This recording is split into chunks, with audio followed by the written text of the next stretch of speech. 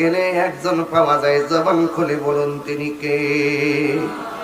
এই পৃথিবীর মধ্যে দুইটা সন্তান, একজনের নাম হলো ঈসা রুহুল্লাহ, ওনার আম্মার নাম হলো হযরতে মারিয়াম।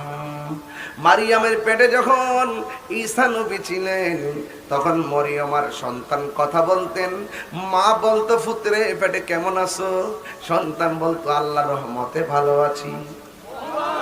এইভাবে মায়ের সঙ্গে সন্তান পেটে থেকে কথা কইতো। জোরে কন্যা সুবহানাল্লাহ। এ বন্ধু, আল্লাহ বাপ মা ছাড়াও দুনিয়াতে মানুষ পাঠাইতে পারে, আবার বাপ ছাড়াও পাঠাইতে পারে, বাপ মার মাধ্যমেও পাঠাইতে পারে। আদম নবীর আব্বা নাই, আদম নবীর আম্মা নাই, আদম নবী আছে না নাই? হাওয়া আলাইহিস সালামের আব্বা নাই, হাওয়া আলাইহিস সালামের আম্মা নাই, বাপ মা ছাড়া হাওয়ারে পাঠাইছে কে? পাঠাই নাই।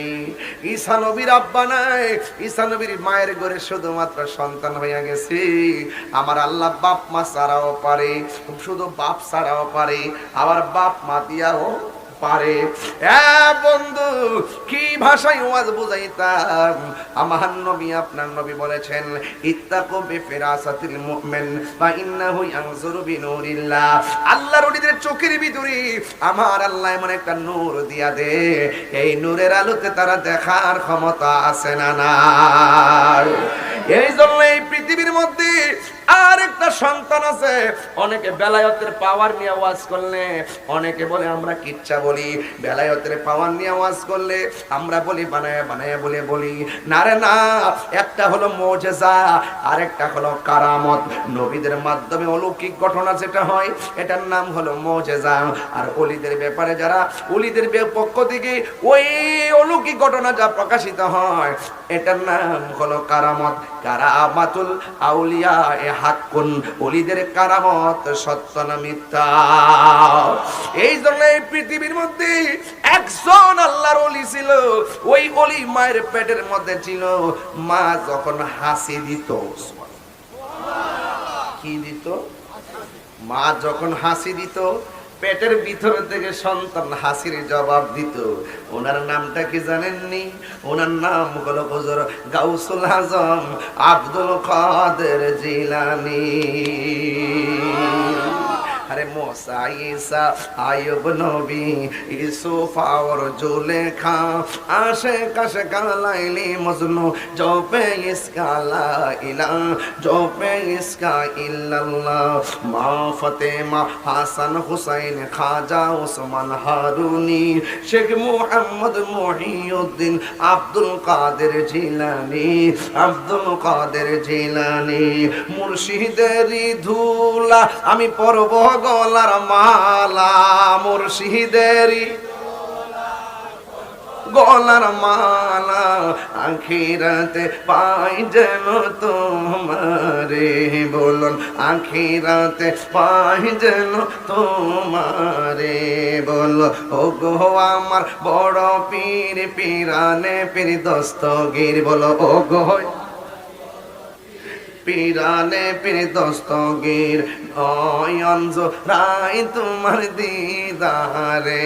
বলুন, নয়ন জোড়াই তোমার দিদারে। এই আব্দুল কাদের জিলানী কি সাধারণ ওয়ালি না মাদারজাত ওলি? কি ওলি?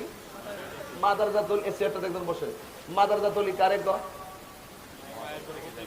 এই মায়ের পেট থেকে যারা ওলি হইয়া দুনিয়ার আলো বাতাস দেখে, জোরে কি সুবহানাল্লাহ কইতেন না? আমার যুবক পোলাপান আওয়াজ করে কোন না, ইয়া ওলি আল্লাহ। ওই মাদারজাত ওলি গাউসুল আজম, সুবহানাল্লাহ। যে জন গাউসুল আজম, সে জন বাগদাদ ওয়ালা। বাগদাদ পাইছিনি? বাগদাদ পাইছিনি? ওলিদের সম্রাটের বাড়ি বাগদাদ। জোরে কোন না সুবহানাল্লাহ। যেজন গৌসুল আজম, সেজন বাগদাদে ওয়ালা। তর কাদিজার চরণ যুগল মদিনা ওয়ালা। হায় হায়, তর কাদিজার চরণ যুগল মদিনা ওয়ালা। যেজন গৌসুল আজম, সেজন বাগদাদে ওয়ালা। আবু সালে মুসা জঙ্গি ছিলেন যার পিতা, উম্মুল খায়ের ফাতেমা ছিলেন যার মাতা।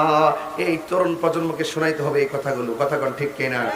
এই কিশোর বয়সের পোলাপানগুলো এখন আর এই ওয়াজ শুনে না, এই জন্য ওরা ওলি আল্লাহ সম্পর্কে ধারণাও কম।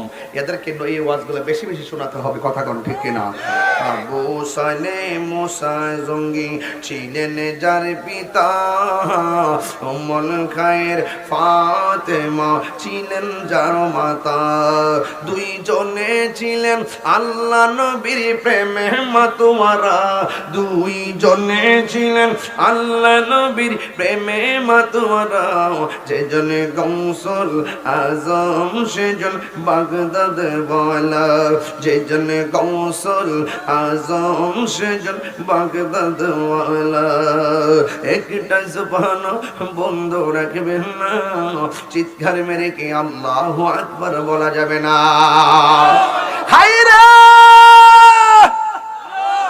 এ আমার সুলতানশির বন্ধু, গাউসে পাককে সাধারণ ওলি না মাদারজাত ওলি বানাইছে কে? সম্মান দিয়েছে কে? তোমার মতন মৌলবী ঘুমাইয়া গেলে সব বন্ধ। আর খাজা গরিবে নামাজ কয় কেন আইছো? কয় মুড়ি দইতাম আইছি। গাউসুল আজম কয় মুড়ি দইতে আইছো না পিছন দিক দিয়ে ডেগার লই আইছো আমার মারবার লাগা গে হেডা খুলো। ও আপনি কেমনে দেখলেন? ইত্তাকু বিফিরাসাতিল মুমিন ফা ইন্নাহু ইয়ানজুরু বিনুরিল্লাহ। চিৎকার মেরে কি আল্লাহু আকবার বলা যাবে না? এই ক্ষমতা দান করেছে কে? আর জবান খুলে কোন কে? ও বন্ধুরে, কি ভাষায় ওয়াজ করব বোঝাইয়া দিয়া যায় হাজার হাজার মানুষগুলোর সামনে। আপনারা জবান খুলে বলেন আমরা রাসূল চাই কি চাই না? আর জবান খুলে কোন চাই কি চাই না? এ বন্ধু, ওলি আল্লাহরা মরা না জিন্দা? কে বলেছেন? ভয় আছে নি ওলিদের? যার কোনো ভয় নাই তার সঙ্গে থাকলে আমরার ভয় নাই, কথা কোন ঠিক কিনা?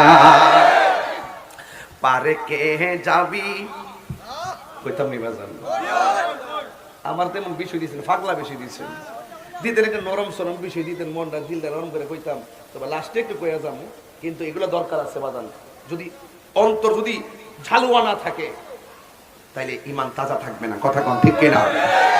পার কে যাবি নবীর নৌকাতে আয়, পারে কে যাবি নবীর নৌকাতে আয়। রূপ কাষ্টের নৌকা খানি, রূপ কাষ্টের নৌকা খানি, নাই ডুবার ভয় পারে কে যাবি নবীর নৌকাতে আয়। আসল কথা কইতাম নি, আসল কথা কইতাম নি রে বেটা। নবী না মানে যাহারা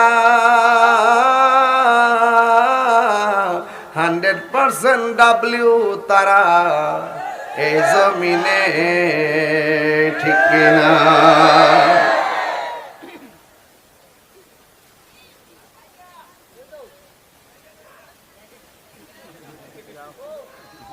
হ্যাঁ কি থাকো তোর আইতে গেছে ঘটা নবী না, কষ্ট হইতেছে? নবী না মানে যারা 100% বেঈমান তারা, ঠিক কিনা? নবী ছাড়া ওলিয়ন যাইব? নবী ছাড়া মুমিন হওয়া যাইব? নবী ছাড়া মুসলমান হওয়া যাইব? তাইলে নবী আছে, সব আছে, কথা কোন ঠিক কিনা? তাহলে গাউসুল আজম কি সাধারণ নারী মাদারজাত ওলি? কেমনে? তিনি যখন মার পেট থেকে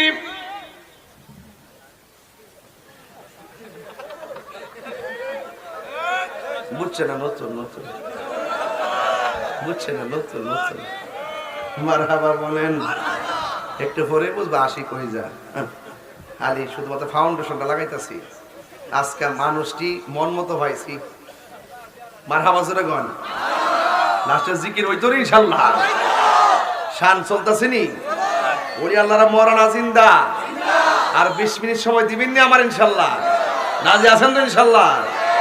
কালকে আবার রাজশাহী মাহফিল বাবা, আগামীকাল রাজশাহী প্রোগ্রাম, অনেক দূরে, এখান থেকে যাইতে 16 ঘন্টা লাগবে। মারহাবা কোন, অনেক দূরে 16 ঘন্টা লাগবে। মারহাবা কোন, অনেক দূরে না বাজান? এই জন্য আমাদের দোয়া করবেন, রাজশাহী ইউনিভার্সিটির পাশেই প্রোগ্রাম। মারহাবা, মারহাবা বলেন, আল্লাহ কবুল করুক, আমিন কোন। এখন আমার সাথে সংক্ষেপে বলেন আপনারা, আগে ওয়াজের কনসেপ্টটা ক্লিয়ার করেন। গাউসে পাক কি সাধারণ রিয়াজতের ওলি? আমরা যেন নামাজ রোজা হজ যাকাত কইরা যারা ওলি হয় এদের মতো, নাকি ওলি হইয়া দুনিয়াতে আইছে? এজন্য ওলিদের ওলি যিনি গাউসুল আজম জিলানী, ওলিদের ওলি যিনি গাউসুল আজম জিলানী, বাগদাদে নি বলনে বাগদাদে জন্ম কুতুবে। শান্তি লাগেনি? ওই আল্লাহর ওলি যখন মার পেটে ছিল, মা যখন হাসি দিতেন পেট থেকে, সন্তান জবাব দিতেন। এই সন্তান যখন ভূমিষ্ঠ হলো, মার স্তনের মধ্যে দুধ না, মুখের মধ্যে মুখ না লাগাইয়া এই সন্তান বুঝাইয়া দিয়া গেল। এই সন্তান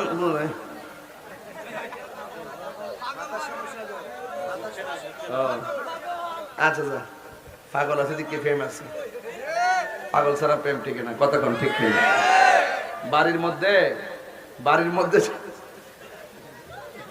বাড়ির মধ্যে যদি সালাটোলা ফইরা লম্বা চুলওয়ালা কেউ আসে, এদেরকে দমক দিন না। রাসূল বলছেন এই প্রকৃতির মানুষগুলোর ভিতরে ম্যাক্সিমাম কুতুব হয়। কুতুব কার ভিতরে কি আছে বলা যায় না। বাড়িতে ভিক্ষুক আসুক, পাগল আসুক, সালাফিন্দা আসুক, চুল জটমট বাইন্দা আসুক, তারা দমক দিবেন না। কার ভিতরে কি আছে কেউ বলতে পারে না। ওই আব্দুল কাদের জিলানী যখন দুনিয়ার মধ্যে শুভ আগমন করলেন, তিনি যখন মোটামুটি একটু বড় হলেন, সুবহানাল্লাহ কোন গেলে বড় হওয়ার পরে যখন টুকুর টাকুর হাঁটতে যাই রে, ওই মুহূর্তে একটা মানুষের মেলের মধ্যে গেলে 10-15 জন বসা আছে।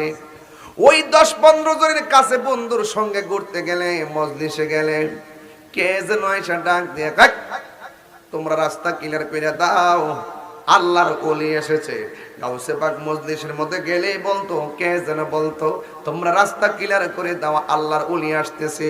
এবার উপস্থিত সকলে আব্দুল কাদের জিলানীকে বলেন, হে আব্দুল কাদের, আপনি এসেছেন ভালো কথা, কিন্তু আমরা হইলাম 10 জন কিংবা আমরা 20 জন। 20 জন তো কথা বলি নাই, কে যেন ডাক দিয়ে বলছে রাস্তা ক্লিয়ার করো, প্রোটেকশন দিল। কে যেন বললো আপনি আসছেন, রাস্তা ফাঁক করে দাও। আমরা ওনার কথা শুনে রাস্তা ফাঁক করে দিলাম, কিন্তু আমরা তো কোনো মানুষ দেখলাম না গো হুজুর। ও হুজুর, কে ছিল সেই মানুষটা? আপনারা বলেন মাদ্রাসার তলিরা জানার ক্ষমতা আছে না নাই? ডাক দিয়া বলে, বন্ধুরে, ও এলাকাবাসী, তোমাদেরকে যিনি বলছেন রাস্তা ক্লিয়ার করে দাও, জায়গাটা সমান করে বিছায়া দাও, ইনি আর কেউ না, তিনি হলো আমার আল্লাহর দেওয়া পাঠানো ফেরেশতার দল। জোরে কোন সুবহানাল্লাহ। ওলি আল্লাহর সম্মান বাড়াইছে কে? আর জোরে কোন না বাড়াইছে কে? ওই যখন অবস্থা, ছোটবেলায় মা নিয়ে সন্তানকে উস্তাদের কাছে নিয়ে গেল। এই জায়গা থেকে না ধরলে মাদ্রাসা তলির কনসেপ্টটা ক্লিয়ার হবে না রে বাবা। এবার গাউসে পাকেরকে ওনারা আম্মা ফাতেমা নিয়ে দিল, হুজুর আমার সন্তানটারে আপনি একটু আরবি পড়াবেন। এবার উস্তাদের কাছে, আগে ছোটবেলায় দেখেন ঘুম থেকে ওইটা আম গাছের তলে গুলইয়া গুলইয়া আমরা কোরআন পড়ছি, গুলইয়া গুলইয়া কায়দা পড়ছি। এখন কি আগের মতন আছে? এখন আগের মতো নাই। মা সারা রাত মোবাইল টিপে, সকালবেলা সন্তান লয়া হইতা থাকে। মা ওঠে 11টায়, ফুলা ওঠে 11টায়, কথা ঘন্টি কেনা। ছোট্টবেলায় 2 বছর হয় না, ফুলা মোবাইল ছাড়া দুধ খায় না, ফুলা মোবাইল ছাড়া ভাত খায় না। এটার জন্য দায়ী কিন্তু ফুলা না, এটার জন্য দায়ী হলো ফুলার মা, কথা ঘন্টি। আমরা তখন ঘুমায় রয়েছি, আম্মা কইছে ওঠ, উঠতে গেছি, আবার অনেক সময় ডান কাত থেকে বাম কাতের মধ্যে গেছি, এরপরে যাওয়ার পরে আবার আইসা গায়ে উঠ মক্তবে যা। এবার ঘুম থেকে উঠটা কোন রকম ভাবে চোখ মুখ কসলাই কসলাই আর চুলার পারে গেছি, যাইয়া চুলার পারে দেখবেন ইয়ে আছে, কালা কালা কালি আছে নি, এনে সেপটা দিয়ে কালি লিয়া এমনি এমনি দাঁত মারছি আমাদের সৌরা পড়ছে, জল পড়ছে, গেঞ্জিটা আর এখন বাবা বাবা শুয়ার আগে ব্রাশ করো ব্রাশ করে হুতো নিলে তাতে পোকা ধরবে পোকা ব্রাশের কেন ধরছে না? পোকা ধরছে তুমি স্বইচ্ছায় পুরানোর হাতের মধ্যে চকলেট তুলে দিছো, বিভিন্ন দোকানের নোংরা খাবার টাবার তুলে দেওয়ার কারণে অল্প সময়ে সন্তানের চোখ হয়ে গেছে, সন্তানের দাঁত হয়ে গেছে। কথা বলেন ঠিক কিনা? একটা সন্তানকে ওলি বানাইতে গেলে তার প্রথম ভূমিকা হবে তার মায়ের। কথা বলেন ঠিক কিনা? মাতৃকুল হলো শিশুদের পাঠশালা। কথা বলেন ঠিক কিনা? বলেন। আগে আমরা পড়াইছে, এই উঠ উঠতাছি তো, এই উঠ উঠছি ঘুম থেকে, ওইটা সোলার ওই যে কালিটা আছে না, ওই সোলার কালিটা আছে সাই না, ওই যে রান্নার পরে কালিটা হে আর সাই তৈলে ওই তুষ দিয়া যে বানাই দিয়ে কালা কালা করে একটু বুসি। ও আপনার কাছে খারাপ লাগতেছে? মসজিদে যাওয়ার পরে বাইরে গুল করে দাঁড় করাইছে, হুজুর পড়াইছে হামজা জবর আ মিম জের মি নুন জবর না আমিনা, আমিনা বানান কি? হামজা জবর আ মিম জের মি নুন জবর না আমিনা। বিশুদ্ধ ভাবে কুরআন পড়ো নইলে নামাজ হবে না। নামাজ যদি হিনা হইল তবে কিছু হইল না। হামজা আল হামিম জবর হাম আলহাম দাল পেশ দু আলহামদু, এগুলা পড়ায় না।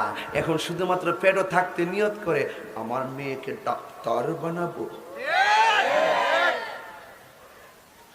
11 বছর হওয়ার পরে দেখবে টিকটক দেখে সন্তান আরেকটা ছেলেকে নিয়ে পালাবো। কিরে প্রমাণ আছে না? প্রমাণ আছে না? টিকটক দেখে ভাগ্য গেছে না? এটার জন্য দায়ী সন্তান না, এটার জন্য দায়ী সন্তানের মা। কথা বলেন ঠিক কিনা? সন্তান পেটে থাকা অবস্থায় মার দরকার ছিল আমার পোলারে কোরআনে হাফেজ বানাবো, আমার পোলার আলেম বানাবো, এরপরে যেটা আমার হইতো নিয়তটা ঠিক রাখতো। কথা কোন ঠিক কিনা? প্রথম তো নিয়তটি করে কি যে বলো ডাক্তার বানাবো। যে ছোটবেলা সন্তানদের মা শোয়া পড়ানোর কথা, বসায় পড়ানোর কথা, এই ছোট্টবেলা ফুটার পর ওই হাউস টিউটর আবার গর্ব করে ফাঁসের বাড়ি মহিলা লাগে আমার ছেলের ইংলিশ ম্যাডাম আছে, ম্যাথমেটিক্সের ম্যাডাম আছে, বাংলার আছে, 5 জন আমার টিচার। এইগুলা করতে করতে করতে করতে এই পোলাপান সব ক্যাসেট পেকে গেছে। এরা মোবাইল ছাড়া বাদ কাজ নেই। দে মোদি স্কোয়ার দিছে, মোবাইলটা ধরে দিয়েছে বাবা, আর মোবাইল চালাই দেখো। মোবাইল মোলে শেষ হয়েছে, ব্যাটারি শেষ হয়েছে।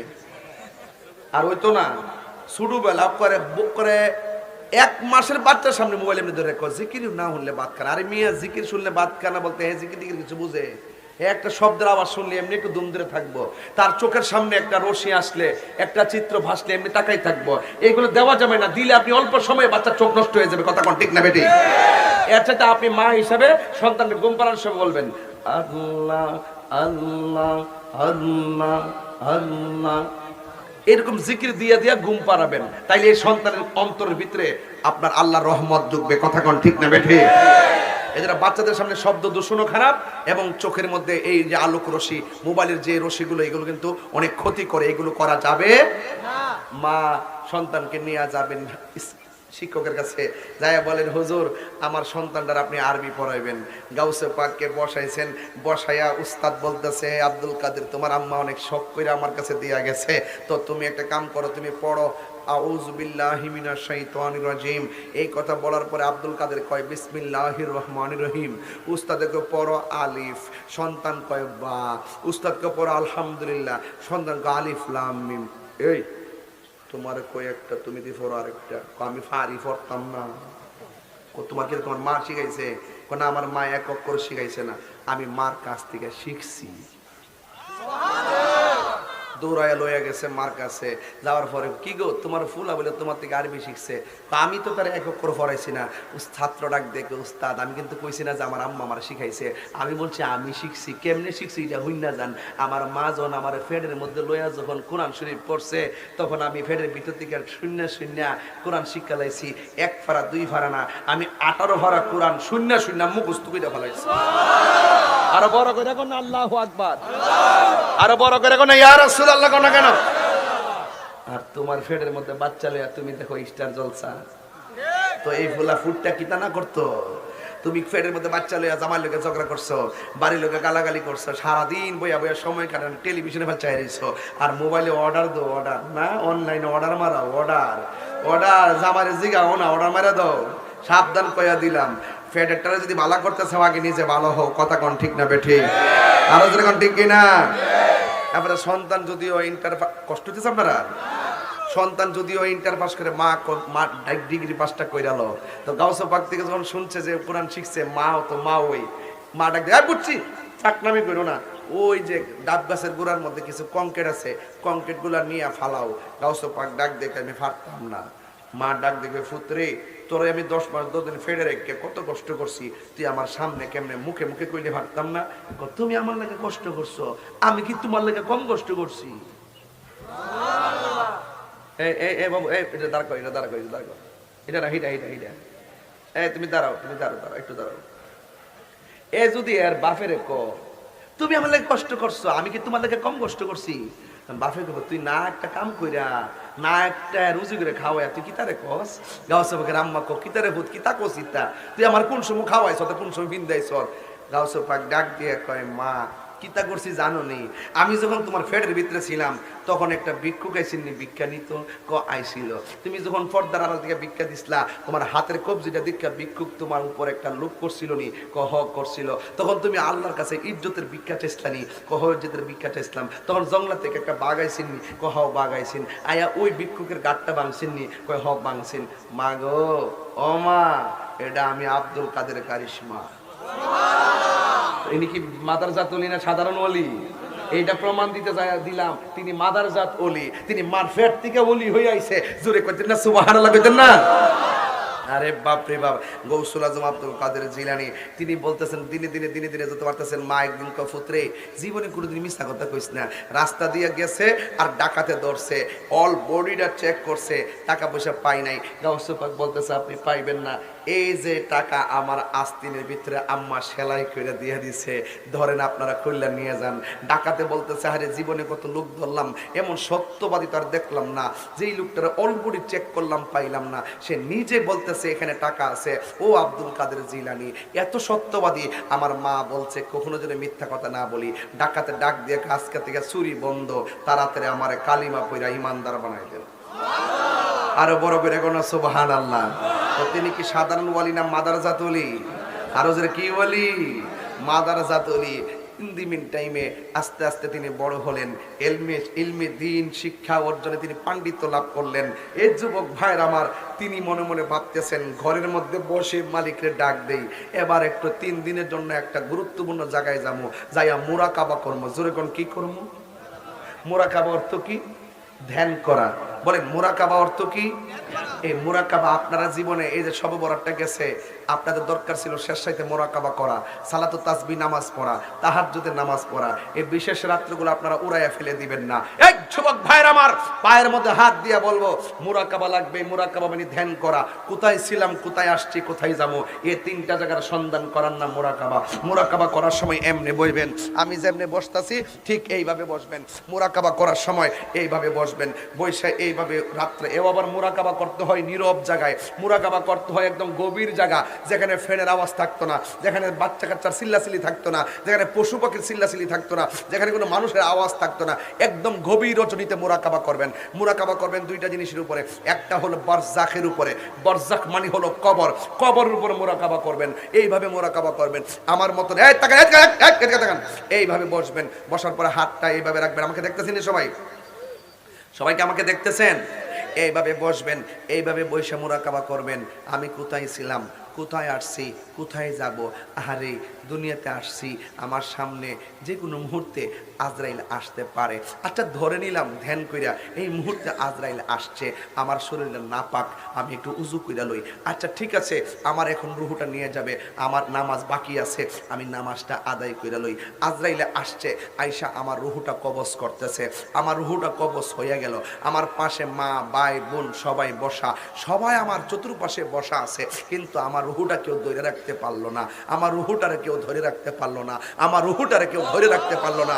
কিন্তু আমি চলে গেলাম, ডেড বডি হয়ে গেলাম। একদল মানুষ ব্যস্ত হয়ে গেল মাইকিং করার জন্য, আরেকদল মানুষ ব্যস্ত হয়ে গেল শায়েস্তাগঞ্জ থেকে কাপড় আনার জন্য, আরেকদল মানুষ ব্যস্ত হয়ে গেল বাঁশের জেরের বাঁশ কাটার জন্য, আরেকদল মানুষ ব্যস্ত হয়ে গেল আমার কবর কুড়ার জন্য, আরেকদল মানুষ ব্যস্ত হয়ে গেল বড়ই পাতা পাড়ার জন্য, আরেকদল মানুষ ব্যস্ত হলো বড়ই পাতার জল দিয়ে, গরম জল দিয়ে আমাকে গোসল দেওয়ার জন্য। চতুর্দিকে একটা কাপড় টানায় দেওয়া হলো, এই কাপড়ের চতুর্পাশে একটা খাট ঢুকিয়ে দেওয়া হলো, এই খাটের ভিতরে আমাকে ঘর থেকে টেনে টেনে মানুষ এসে এসে আমাকে দেখে চলে যায়, মানুষ দেখে দেখে আমাকে চলে যায়, মানুষ দেখে দেখে আমাকে দেখে দেখে চলে যাচ্ছে। একটা লোক আমার পাশে দাঁড়ায় থাকলো না যে আমার সঙ্গে কবরে যাবে, কিন্তু সমস্ত মানুষ দেখে দেখে চলে যায় আমাকে গোসল দেওয়ার জন্য। এভাবে চোখ বন্ধ করে বলবেন, আমাকে গোসল দেওয়ার জন্য আতর আনলো, গোলাপ জল আনলো, আমাকে লুবান আনলো, কসকু সাবান দিল, সুন্দর করে আমাকে গোসল করাইতেছে, সুন্দর করে আমাকে গোসল করাইতেছে।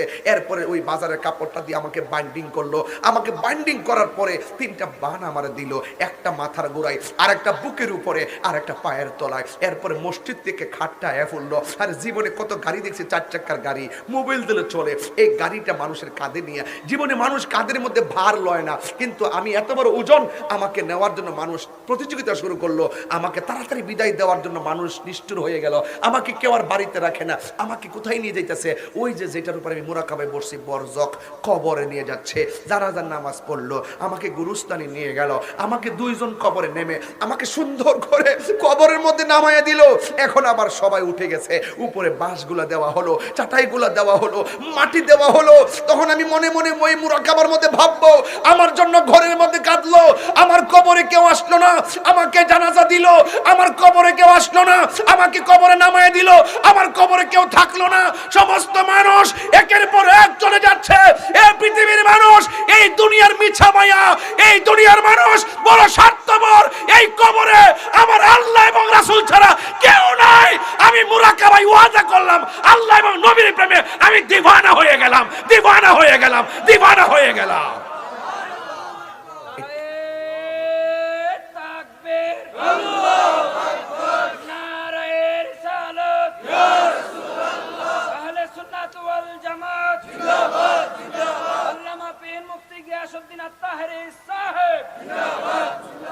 এটা না মুরাকাবা, একদিন করবেন গভীর রাত্রে। দুরূদ শরীফ লিখে রাখেন, দুরূদ শরীফ লিখে রাখেন, রাসূলকে দেখতে চান লিখে রাখেন, কাগজে লিখে রাখেন আমার কথা।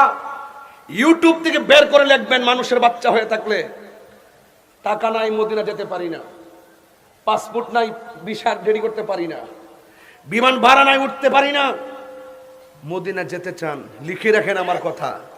আল্লাহুম্মা সাল্লি আলা সাইয়্যিদিনা মাওলানা মুহাম্মাদিন নাবিয়্যিল উম্মি ওয়া আলিহি ওয়া আসহাবি ওয়া বারাকা সাল্লিম বিআদাদি কুল্লি শাইইন মালুমিল্লাত কামা তুহিব্বু রাব্বানা ওয়া তারদা। লিখে রাখেন। ওযু করবেন, এশার নামাজ পড়বেন, গভীর রজনীতে যখন আপনি শোয়ার ঘরে যাবেন তখন 40 বার এই দোয়াটা পড়বেন।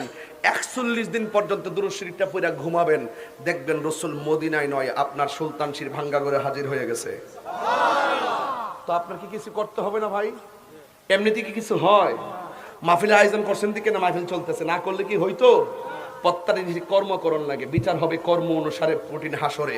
এ যুবক একটা কথা বলি, আমার মরণের কতদিন বাকি আমি জানিলাম না গো আল্লাহ, মরণের কতদিন বাকি আমার মরণের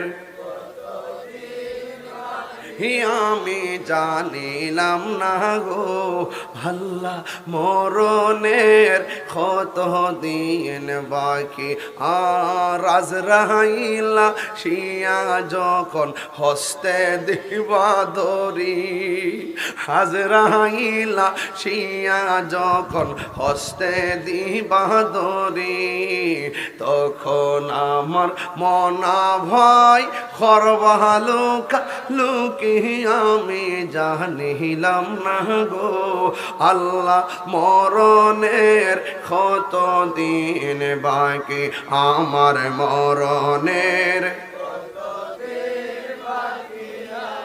জানিলাম না গো আল্লাহ মরণের কত দিন বাকি। আর 40 দিন আগে ভাইরে মৌতের নিশানি, 40 দিনের আগে ভাইরে মৌতের নিশানি। জমদূতে বা ইন্দানি চোখে দিয়া আন্দি আমি জানিলাম না গো আল্লাহ মরণের কত দিন বাকি, আমার মরণের কত দিন বাকি। আমি জানিলাম না গো আল্লাহ মরণের কত দিন বাকি। হার হায়াত হইল হাতে ভাইরে, মত হইল পায়ে, হায়াত হইল হাতে ভাইরে, মত হইল পায়ে। যেই জায়গা যার মরণ লেখা সেই যাই গাছে মরে, আমি জানিলাম না গো আল্লাহ মরণের কত দিন বাকি, আমার মরণের আমি জানিলাম না গো আল্লাহ মরণের কত দিন বাকি, আমার মরণের কত দিন আল্লাহ জানিলাম না গো আল্লাহ মরণের কত দিন বাকি। একটা জবানও বন্ধ রাখবেন না, মোহব্বতে মায়ার সুরে বলুন আল্লাহু আকবার। আরে কিভাবে ওয়াজ বুঝাইতাম, রংমহলে থাকবার বন্ধু পালঙ্কে শুইয়া, কোন সন্ধানে সুলতান সি আজরাইল আসিবে দাঁড়াইয়া, আর দুয়ারে প্রহরী থইয়া প্রবেশ করবে কে মনে, আর কি দেখা হবে রে সুলতান শিবাসী জীবনে। মায়া নিদন হারাইলা ঘুমের ঘরে স্বপনে, আল্লাহু আকবার। মায়া নিদন হারাইলাম ঘুমের ঘরে স্বপনে, আর কি দেখা হবে রে সুলতান শিবাসী জীবনে। হুজুর আব্দুল কাদের জিলানী মনে মনে কয়, নীরব একটা জায়গায় যাইয়া আমার আল্লাহরে আমি ডাকবো। এবারে তিনি কি করলেন, ঘর থেকে বের হয়ে তিনি একদিন জঙ্গলার ভিতরে গেলেন। কিছু কিছু জঙ্গল তরিকাপন্থীদের জন্য মঙ্গল হয়ে যায়, কথা কোন ঠিক কিনা? আল্লাহর ওলিরা দেখবেন এমন এমন জায়গায় গিয়ে আস্তানা